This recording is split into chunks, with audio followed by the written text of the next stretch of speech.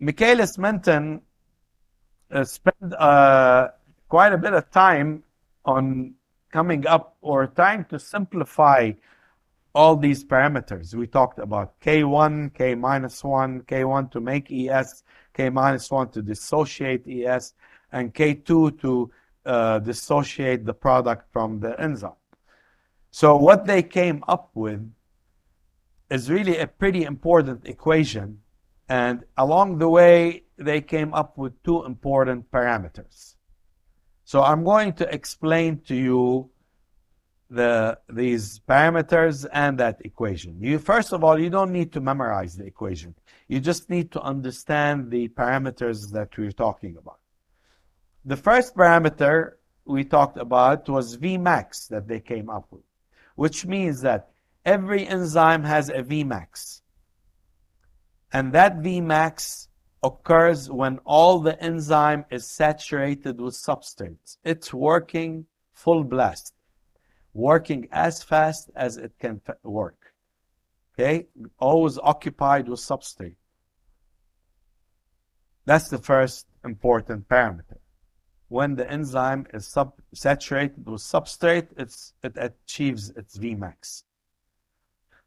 The second important parameter they introduced is this Km parameter. And Km really incorporates all the kinetic parameters from before, I mentioned before, K1, K minus 1, K2. But simply put, Km represents the affinity of the enzyme for its substrate. What does affinity mean? How tightly the enzyme binds its substrate. So if an enzyme binds its substrate tightly,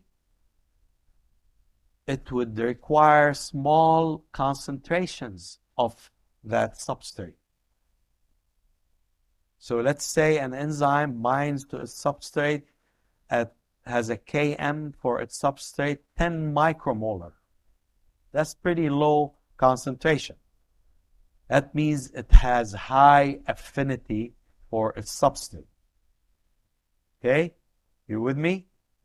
Let's say the enzyme needs 10 millimolar before it binds its substrate.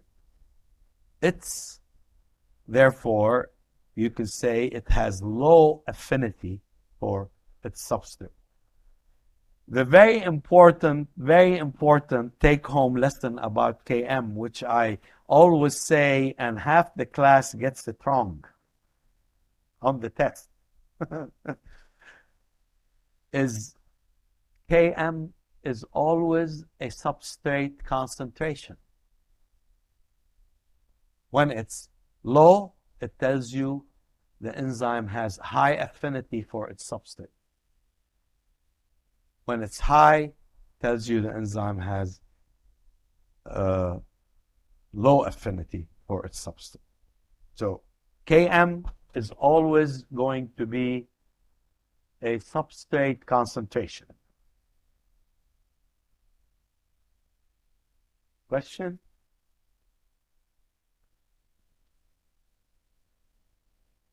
Yeah, when the Km is low, so if the Km is 10 micromolar, that means it has high affinity.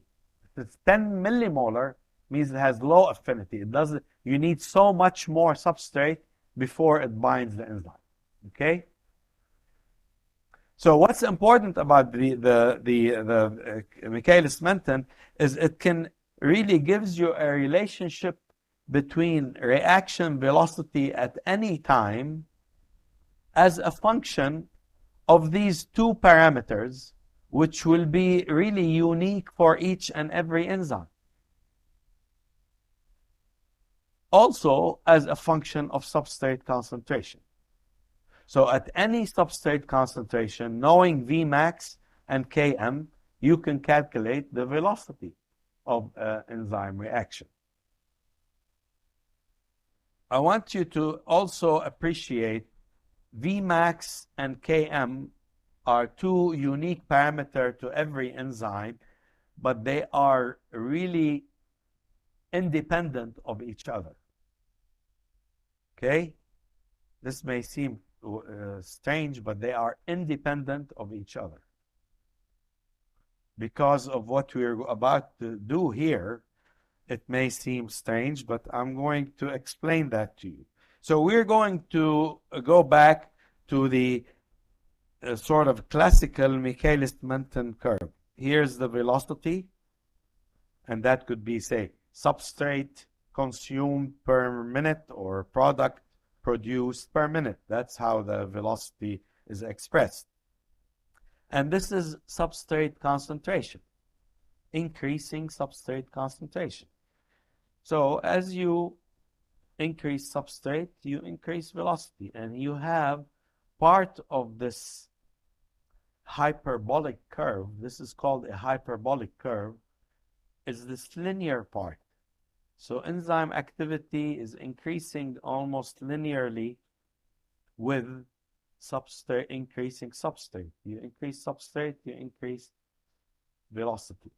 And this area here, this is what's called initial velocity. When velocity increases linearly as a function of increasing substrate concentration. Until such time where you go to high substrate concentration, okay, and the enzyme is saturated. We get to this, enzyme is going full blast, it stays linear. You can go beyond that, it's not going to increase anymore. So you have achieved Vmax at this high concentration. So this is Vmax. You extrapolate to the y-axis, and that gives you the value of Vmax. From the curve, by definition, this is what Michaelis-Menten decided, is you can calculate Km by going to half Vmax. So half maximal activity is right there. You extrapolate to the curve, and then you extrapolate to x-axis, and that gives you Km. Okay? You with me? But again, notice, Km is going to be, the unit of Km is a substrate concentration. Has nothing to do with velocity. It's a substrate concentration. But it can be read from the curve by going to half Vmax and extrapolating to the x-axis. Okay? So this is the key thing. Km is always going to be a concentration unit of the substrate.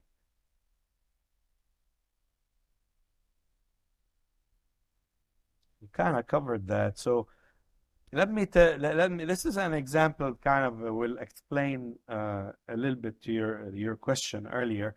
And I want you to really look at this Michaelis-Menten curve where you have two enzymes. This curve, this here is a little strange, but you can assume that they both get to the same Vmax, okay? So assume the red and the blue get to the same Vmax. So I'm going to go here first. Let's take enzyme 2. Take its Vmax, go to half Vmax, and extrapolate to the red curve, and then back to the x-axis to calculate Km2 for enzyme 2. And if you look down here, let's say each one is 10 units. Let's call this 40 micromolar. Okay? That's the Km for enzyme 2.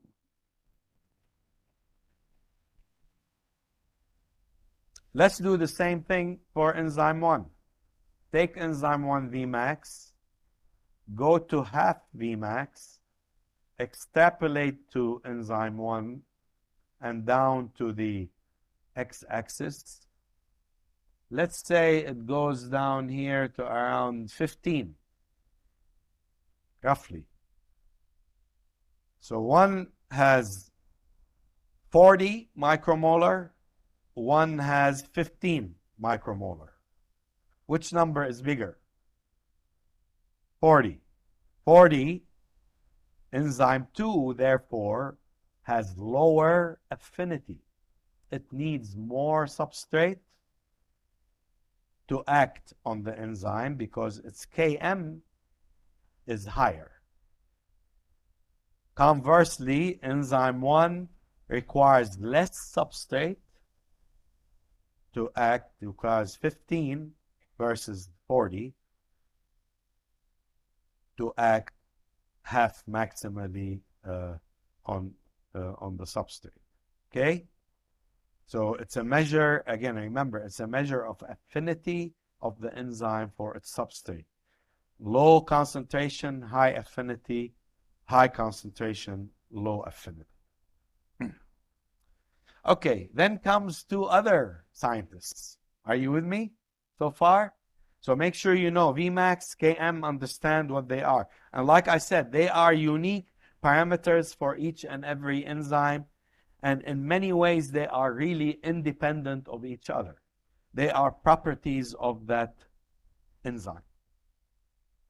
Okay, so what I mean, they are independent of each other. Sometimes some enzymes may have a high Vmax and a low Km. Sometimes some enzymes may have a low Vmax and a high Km. So there's no correlation between the two. That's what I mean, they're independent of each other. Okay, so here comes two new scientists, two other scientists, Lineweaver and Burk. And Lineweaver and Burk were kind of pretty smart in that they said, you know, that Michaelis-Menten thing is kind of, you know, an iffy curve. Here you have hyperbolic, you have to go and figure out where's the half. So they decided, well, you know what? If you take the Michaelis-Menten equation and take its reciprocal, meaning 1 over both sides of the equation, and do a few manipulation of the equation, you end up with this one. The Lineweaver-Burk plot, or the double reciprocal plot. And here's what you end up with. What's nice about this treatment is that anytime you plot velocity 1 over v as a function of 1 over s, you are going to get a straight line. So now the y-axis is 1 over velocity. The x-axis is 1 over substrate. You'll always get a straight line. Also, more significantly, is that the intercepts become very meaningful. The y-intercept here is equal to 1 over Vmax. Okay? So because we're on this curve, I'm going to say this here is 4. So the y-intercept equals 4. Or 1 over Vmax equals 4. Can you solve for Vmax? Vmax is 0.25, right? 1 over 4 is 0.25. You take the reciprocal of 4. So I want you to know how to do that. So if the intercept is 4 and that intercept is equal to 1 over Vmax. Solve for Vmax.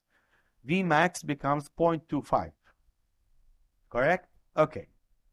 Similarly, let's go to the x-intercept. The x-intercept will always be here in the negative area of the x-axis. So it will be minus 1 over Km. So I'm going to tell you, let's say this is 2. Minus 2, actually. Minus 2 equals minus 1 over Km. Solve for Km. The minuses cancel. Km equals 0.5.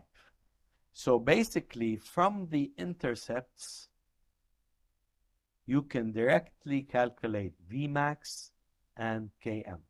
That's the importance of this Lineweaver-Burk plot. More accurately, you can calculate Vmax and Km.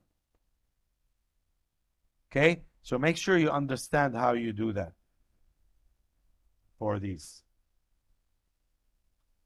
Okay? So you can calculate Vmax and you can calculate Km from the normal Michaelis-Menten, but from the Lineweaver-Burk plot, you can actually calculate it directly from the intercepts, Vmax and Km, of the y-axis and the x-axis. Make sure you know how to do that. These examples I gave you, try them with different numbers and figure out if you can do that. Okay?